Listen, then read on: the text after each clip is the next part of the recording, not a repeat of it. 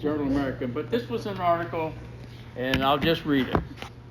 Twice weekly, you can see him in Flemington, a slightly stooped old boy in khaki pants, pencil-stuffed coat, and cap jutting ahead of a white handlebar mustache, and old high-ankle work shoes. Twice weekly, you can mark his progress down Main Street by the electric effect he has on passers-by and the sharp repartee he lobs back at them, like a warship at bay, but still shooting furiously. Twice weekly, you can see him at his ancient roll-top desk on the second floor of the Deats building. We'll see a picture of that later. This is a cluttered scene on which a stuffed baron and hawk gazed with an unblinking vigilance as if they expected some kind of prey to pop out of the jungle of files.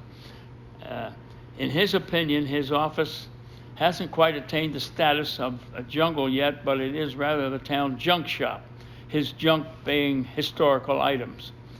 And on any other day, if you look past the highly Victorian Deats homestead out at Flemington Junction, with its cupolas, porticos, and gingerbread embroidery, you can see the same old boy in the fields helping to mend fences or rake hay. The man is a living legend as the sage of Hunterdon County. His name is Hiram Edmund Deats. That kind of sets the view of Hiram. He was a singular character, and I've always had tremendous respect for him, if nothing else, because if you notice, I got my khaki pants and my high ankle work shoes on today, something that he traditionally wore, as you will see in the last picture in this program. He went to a prep school in Heightstown, Petty. He graduated at 18, and a year later he was a trustee, and he was a trustee for almost 70 years. He didn't invent anything, and what he did was he managed his father's estate and his farm, but he never really had a real job. But he spent his time on history, all its various branches, and he left us long-term benefits down to this day. Switch the slide. The first thing we have to do is straighten out all the Hirams. There were 3 different Hirams, 2 juniors and 1 senior, and 2 of the juniors were cousins. The family was originated in Hunterdon County by Hiram Deats, who was born in Germany in 1696, and he bought land in Emwell Township in 1747. He died in 1776, and he's interred at Larison's Corner.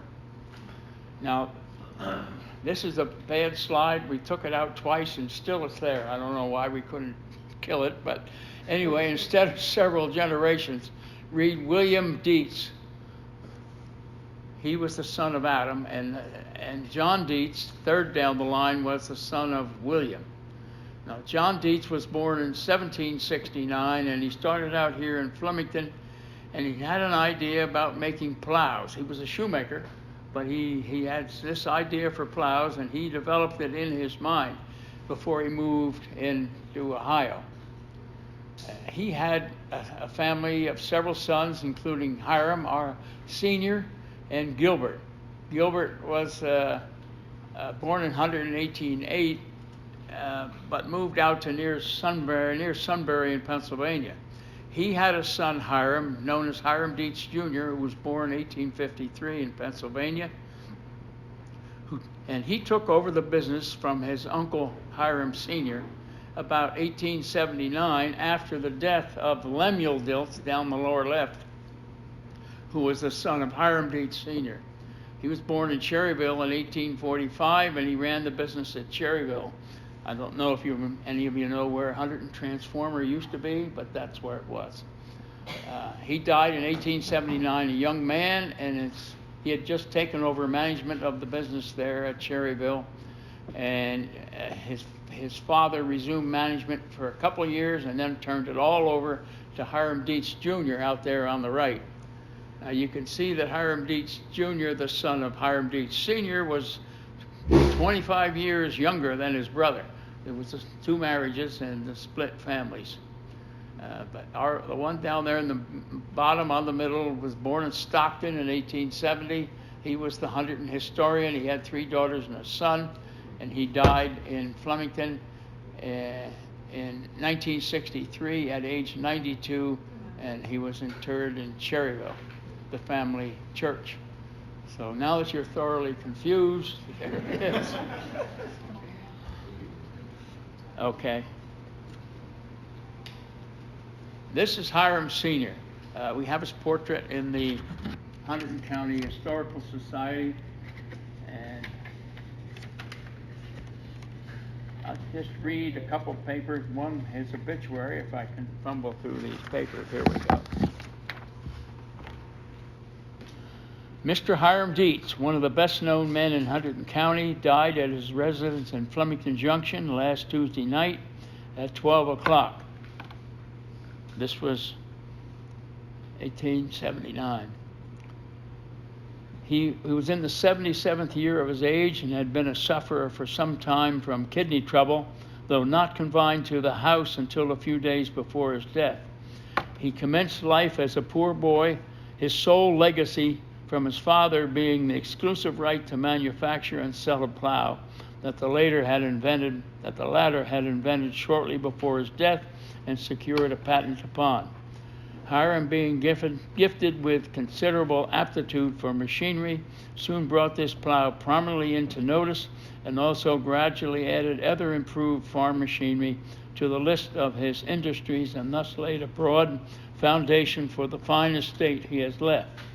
It is said that Mr. Deats carried the timber for the first dozen or so of the plows from the woods upon his shoulders, after first hewing down the trees and working them into suitable size for this kind of transportation with his own hands. Subsequently, he embarked into the manufacture of other farm implements and machinery, having established a foundry and workshops at Pittstown.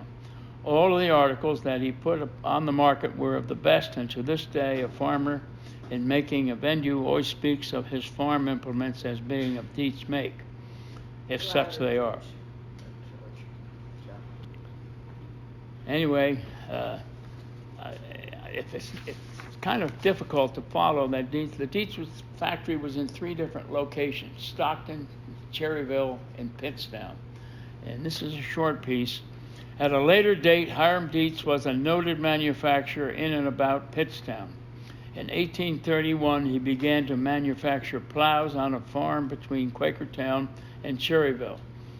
He established a foundry there and began to make stoves of various kinds a few years later. His business grew and he found greater facilities necessary. At Brookville, now a part of Stockton, he carried on a flourishing branch of it for many years. In 1852, he built a machine shop on the site of the old fulling mill at Pittstown. Here he established an extensive business making plows, harrows, mowers, reapers, and all kinds of farm machinery for a wide circle of customers. In 1866, he formed a partnership with William Case, Ritson Case, and his own son, Lemuel Deats. A few years later, the firm became L.M. Deats and Company. The business grew and prospered, adding much to the life and activities of Pittstown. The proprietors have all gone to their rest, and the biggest business that the family Hamlet had known is now amongst the things of the past. Okay, now we're on Deats. Okay, flip one. This is the Deats building. I thought maybe Dick Stoddard would be here because he owns the building today, and he could tell us a little bit about the interior of the building. It was built in 1881 by Hiram Deats Sr. There were offices on the second floor. There were stores on the lower floor, and on the top floor was a meeting room for lodges and that sort of thing. It was the first building in Flemington that had a telephone and had many other improvements. When Mr. Deats Sr. built it, he didn't spare the expense. Now, if you look at just to the left of the Deats building, you can see a house. That's the Forker House. That's where the town library now sits. There's a picture of the Forker House. And I don't know whether the Deats family owned this lot or not. They owned that whole block. And Dick still owns it all except for of course, for the town library. I just want to read a couple things, again, to reinforce the way they moved, the family moved. In May of 1876, we moved from Stockton to the farm 2 miles northeast of Flemington. In November 1879, we moved to Pittstown, 8 miles west of Flemington, as Father had to resume management of the machine shops there after the death of my brother. This is our Hiram talking. In the winter of 1879 and 80, we were living at Pittstown, and James P. Snell was working on his history of Hunterdon and Somerset counties, New Jersey. While he parked at our house for a few days, I ran errands for him, borrowing old records from neighbors. This gave me an interest in local history which has persisted. We moved back to the farm at Flemington Junction on July 5th, 1884, and young Eddie Deats got the job of walking the family cow the 8 miles from Pittstown to the junction. It was on the farm that Hiram Deats spent his last years. This is Hiram Sr. He died in 1887, leaving a major portion of his estate, investments, and real estate to his son, Hiram Edmund, also known by some as Ed. His widow, Elmira, received $27,000, and for the aid and benefit of orphan and needy and destitute children, he left $40,000. His son, Hiram Edmund, during his natural life for the use of the brick building, the Deats building.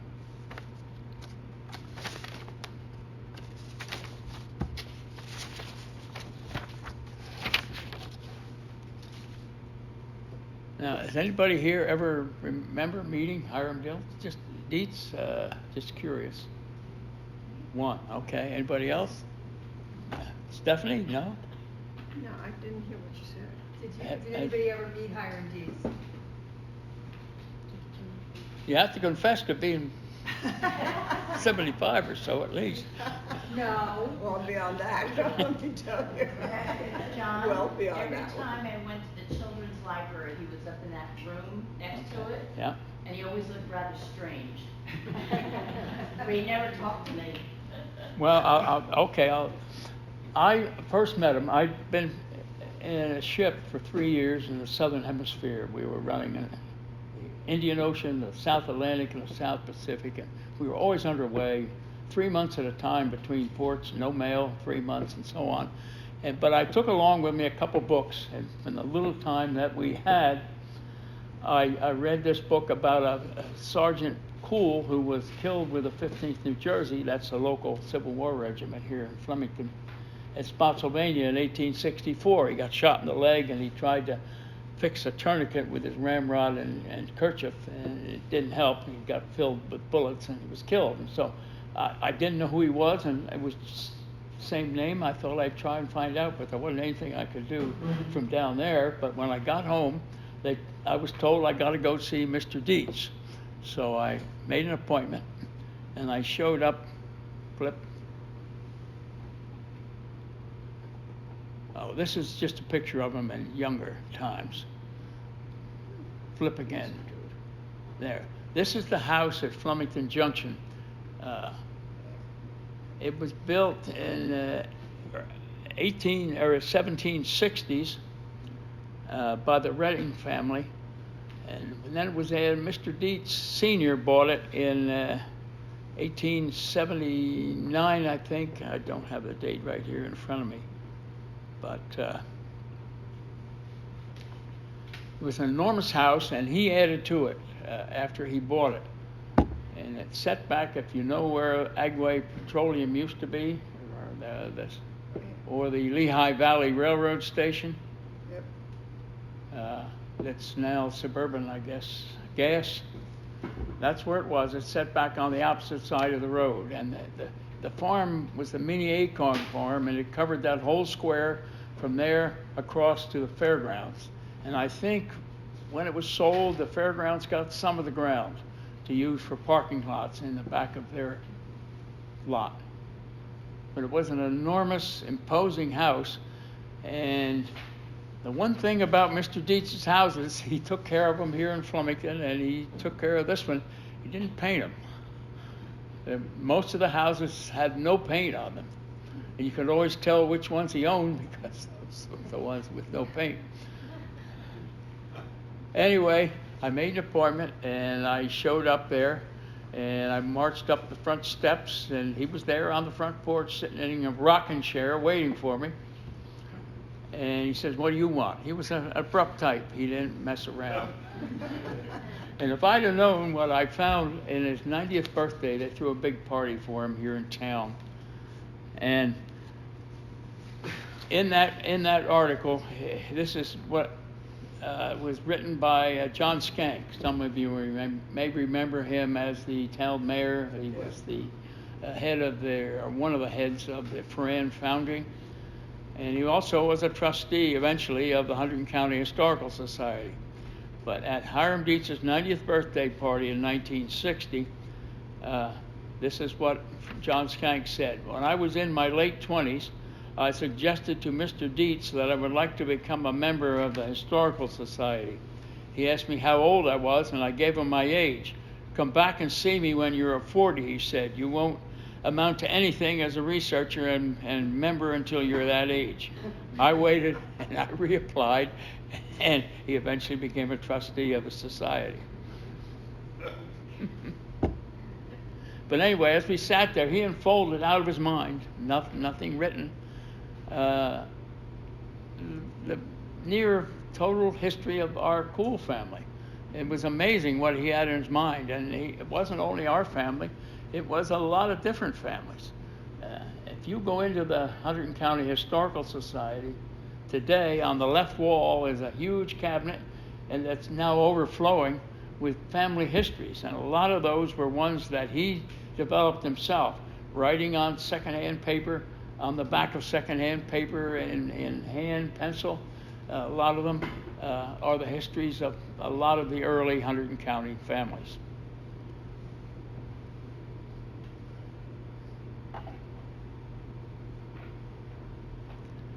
Anyway, Mr. Deats would live here in this house until in 1963. His father had given him life rights to then be given to our Hiram's 3 living children. And when he died, it was sold for business plots and some to the fairgrounds. The house was demolished a few years later, which is why you may not remember it, and some of the wood was used by Ted Merritt, who was the builder of Turntable Junction. So, in a sense, the house still lives, although I don't know how long Turntable Junction will. But and amongst the huge collection of material that Mr. Deats eventually left the society are 95 volumes of his personal diary, begun in 1886. He was a confirmed diarist, and Bob Leith made up I don't know whether you can read that small print, but anyway, this is Mr. Deats now talking through his diaries. In 1890, I joined the New Jersey Historical Society, becoming a life member, and have served as a trustee from 1908 to date, circa 1924, when he said this. That same year, I joined the Hunterdon County Historical Society, in which I have held every office except president, and am now secretary, librarian, and acting treasurer. Like most small local societies, we in 1924 have been for some time in what Grover Cleveland called a state of innocuous desuetude. Now, can anybody tell me the definition of that? I looked it up in the dictionary. It said disuse, but frequently throughout his diaries, he complained of headaches, probably indicative of his vision problem. And following his graduation from Petty in 1891, he wrote, "Eye troubles made me give up going to college, and I went back to farming." He left Petty on June 26, and the next day began executing his plans for an office in town, to which he went almost daily. And that was in the Deats building, of course. He never had any business in the sense the word is commonly used, except family and care of real estate to rent. He kept his accounts on rental properties and money at interest, and pursued his varied interest at the office. 27 June 1891 made arrangements to have an office in the room on the northwest, on the end of the second floor of the Deats building after July 10th. 1 July 1891 engaged Sunderland to take photographs of houses before any alterations were made. That's when they enlarged the house. In April of 1891, I began publication of the Jerseyman, and there are copies over on the table if you want to peruse them, an amateur journal devoted to airing the pet opinions of the editor, myself in quotes, and others. On September 29th, there we go. On September 29th, 1893, Eva and I were married. She, the daughter of James Taylor of Homedale. The honeymooners left the next day for Niagara Falls, then continued on to the Columbian Exposition in Chicago, where his stamps were on exhibition in the specially made cases he had made for the show, and they're used today to house our society's Indian collection in our room on the second floor of the town library. He was he was only 18 or 19 when he was already exhibiting his stamps at a World's Fair. That just shows you how determined he was. And as a young man, he and his neighbor Asa Redding experimented with electricity and the telephone. The outgrowth of this was Flemington's first telephone line, connecting the Deats home at Flemington Junction with the Deats home in town. 22 December 1999, to New York. I took my collection of revenue stamps to Scott Stamp and Coin Company to sell at auctions.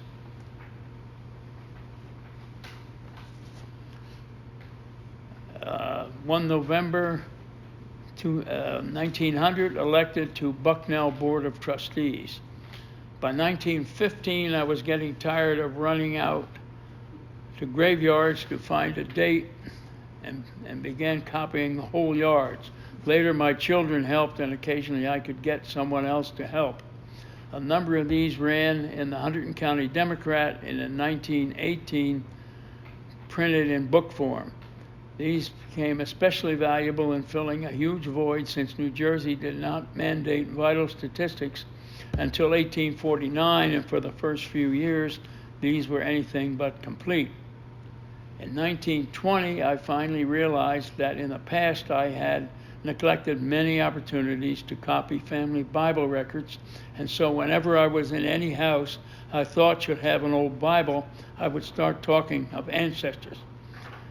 The result of this effort was that we have, I think, around 600 Bibles in the collection of our Historical Society, each with their family entries in the middle of the Bible. 1925. If I did not like the job of genealogy, I would not want to do it at any price. For the last 3 years, I have had no stenographer and have been sick so much that I'm behind with almost everything. Have started income tax report. Have already found that the farm shows a loss of over 1,000, while another farm rented to a tenant on shares shows net income of about 4%. Not very encouraging, but it seems we would rather stick to the land even if we do not make anything. If it were not for funds salted down, we would be in the soup. He frequently talked about ice cream. That was his favorite dessert. He would often, with tongue-in-cheek, tell the children that we tie the cow in the ice house Friday night, and Saturday we have quarts of ice cream. Chocolate one week and vanilla the next. Brown cow. There you go. Well, I don't know. Most farmers had Guernseys in those days because there was more fat, butter fat. And so I know we did at home. We used to make some great ice cream. When the Hauptmann-Limburg trial came to Flemington in the 1930s, Deats was chosen as a member of the grand jury, which indicted Hauptmann. Thereafter, though, he took a rather curious attitude about the whole thing, which didn't excite him much, and he kept little of the trial. He said, the town is full of folks, but most of them ain't my kind. Be glad when they leave and we can resume a normal life. He had passes for a big trial, but never went. I'd tell those fellas they're taking weeks to come to the same decision we grand jury fellers reached in a week. 1935, we got our ice house filled with 16 inches of ice last week. If our ice cream cow does not go dry, our supply of ice cream for next summer is assured. Next jog is figuring tax report, but I know in advance I will have very little, if any, tax to pay at this time. Flip. Well, once more. Okay. This is another view of him, maybe in his 40s, I'm just guessing. He didn't always just wear khaki pants. Unlike me, he did wear neckties too. I hate neckties, but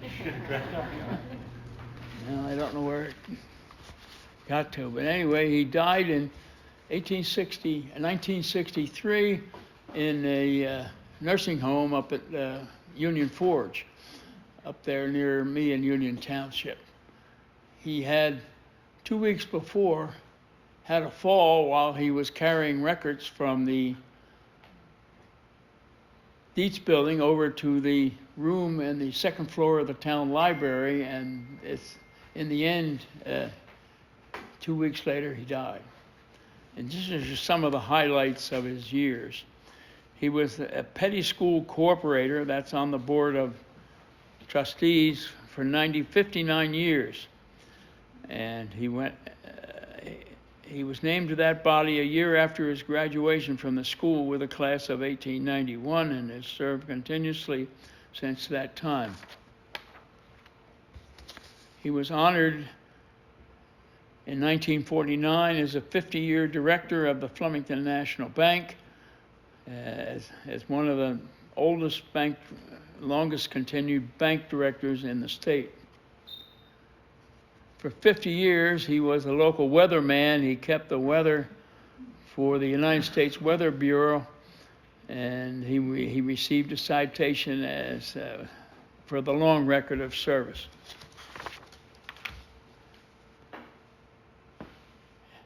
He had a collection of farm implements, and in 1929, he donated them to the New Jersey Agricultural Experimental Station at Rutgers, and this is the initial step toward the establishment of an agricultural museum.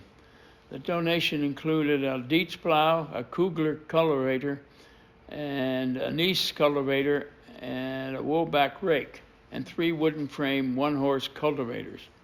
It took the state a long time. It wasn't until 1990 that they opened the museum. And it didn't last long, but it was a great museum if any of you have ever been there.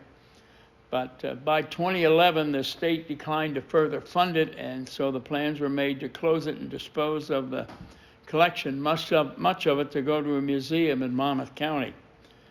Thinking Hunterdon ought to get back some of the items that he had given, especially our local items, Frank Barlow of the Holcomb Jimison Corporation down there and I went down to the museum, and we talked them into giving us back the Deats plow. Can you go back to that last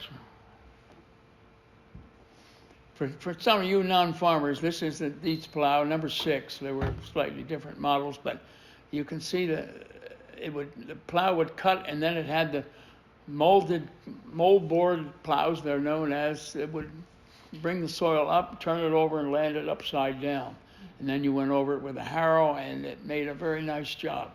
And we got a practically brand new sample of the Deats plow from Rutgers. Flip. Now I can't, being a Three Bridges guy, I can't look by this one. Oliver Kugler was a farmer from Three Bridges, and he developed this Kugler corn plow, in other words, a cultivator. In the old days, you always cultivated corn, and I always thought plants looked better after they were cultivated. You gardeners can weigh in on that in your own opinions, but things always looked better after they were cultivated. It loosened up the soil, and if there's any rain, it wouldn't run off quite so bad. But it was simple, and it was cheap. It was nothing but wood and a couple of little cultivating discs. What is a clover huller? Just to be like a combine to, they would run it through and pick up the blossoms, and it would take like a combine, wouldn't like out of wheat or oats. They had all sorts of gadgets in those days, and Deats made a lot of these, and he made for Kugler, because Kugler began selling them so fast he couldn't make them fast enough at his shop in Three Bridges. But we were happy, Frank and I, to get back those things. And I mentioned before that he was a stamp collector in big time, and how he spent some big money up front with the permission of his mother from his father's estates to buy these stamps. And he wrote a number of publications about these stamps. He was well known around the country. And then he was also collected coins. We have some of his specialty was Jersey colonial coins and colonial currency. And we have some in our vaults in the Historical Society. He was, if you know anything about coins, there's the American Numismatic Association. He was number 5 life member and formed the organization.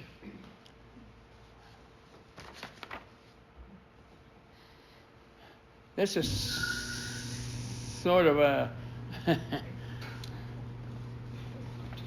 just an illustration of his sense of humor. I want to be alone, he says. He's standing here. And the caption, if you can't read it, says, "It worked for Greta Garbo as it ought to work for my lawn."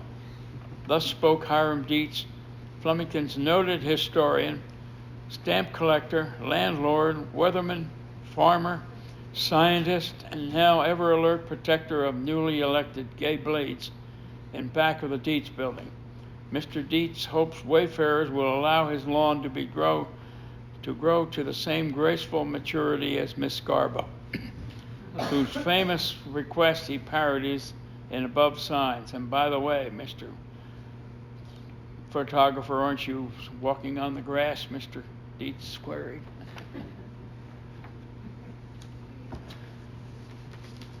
What year is that paper from, John?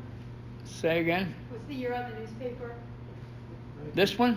Yeah. 54. I think it's 54. It's October 7th, 1954. Thank you. We have a wealth of clippings, and we have huge files. It's somebody, really nobody has done a lot on Mr. Deats' life. Now, some of you old timers in the society will remember that back in excuse me, I'm a Civil War guy, 1985, Roxanne Karkoff did a biography of Mr. Deats. It was kind of almost a double issue. And she really did a good job. And I did not wade through those 94 volumes of diaries. I robbed them from her in her article. But he kept going till this was September 30th, 1961. Remember, he died 2 years later. On the occasion of his last prowl with the Genealogical Society of New Jersey tombstone hounds, copying inscriptions at Flemington Baptist Cemetery. And you can see there his work shoes and his khaki pants, which he wore habitually. He was a man, he didn't leave probably any more money than he started with, but he left the county a huge historical legacy. Some of the books we have over there on the table, his marriage records and cemetery records, but maybe the most valuable gift he left us was the Hunterdon County Historical Society.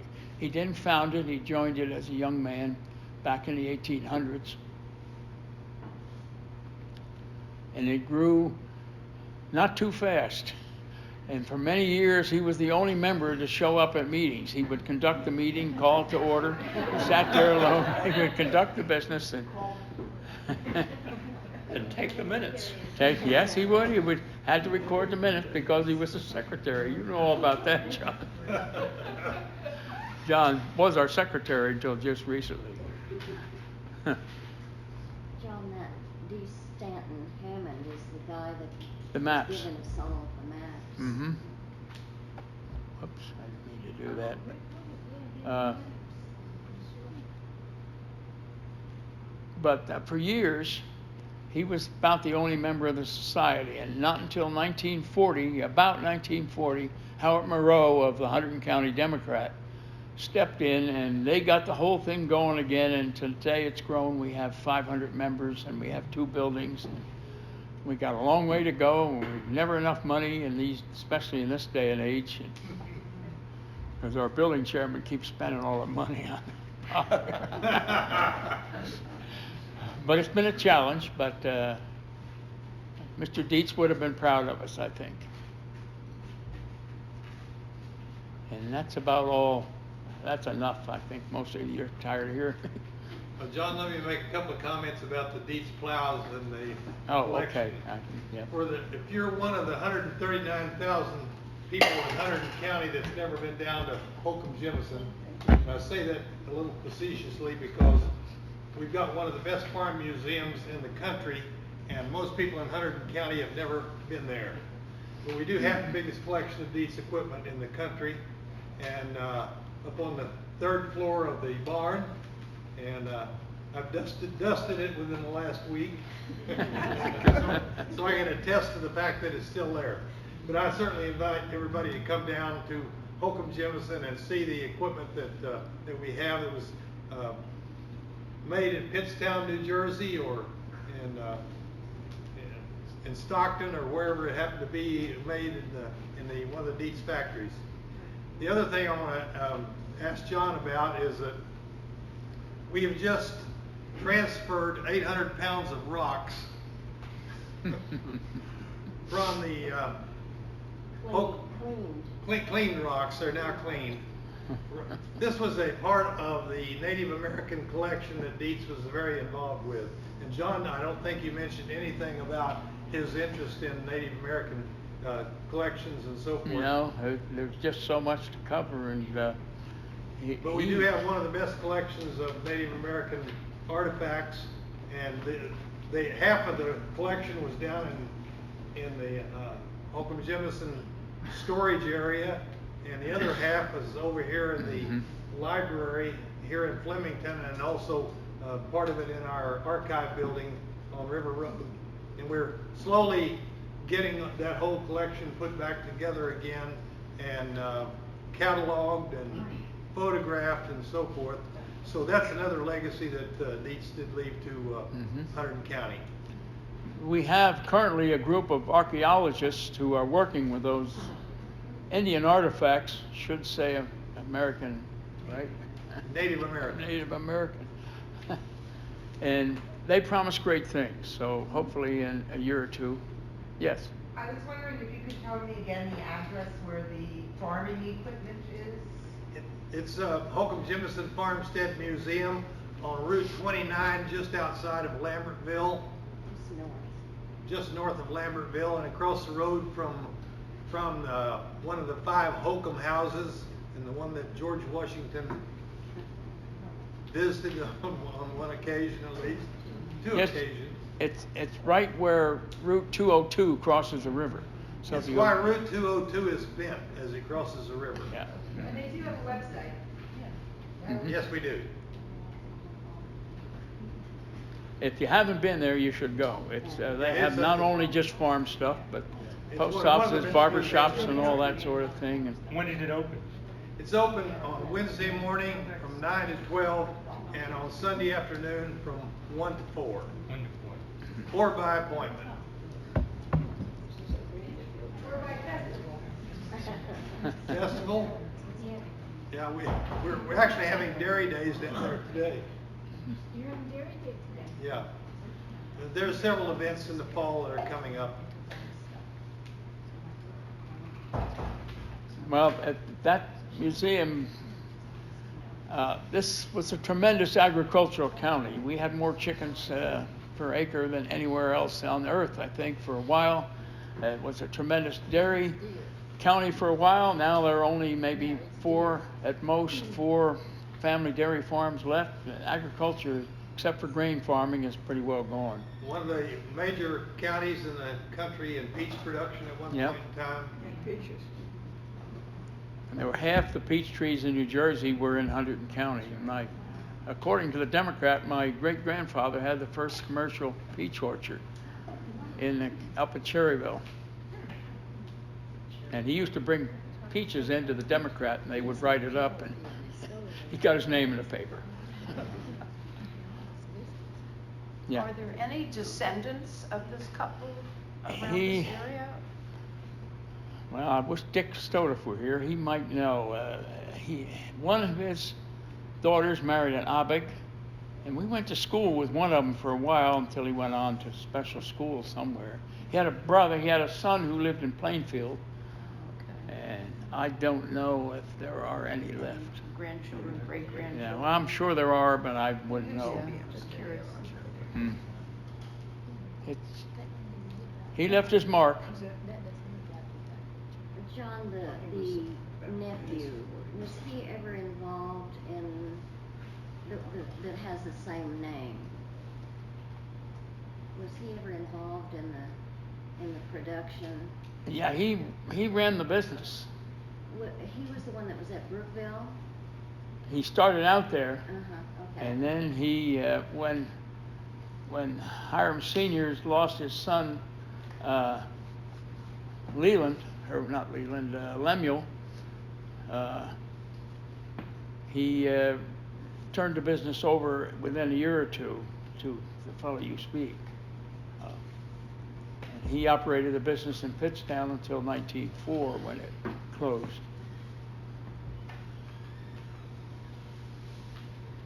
Anything else? Okay, well, there's some refreshments over there.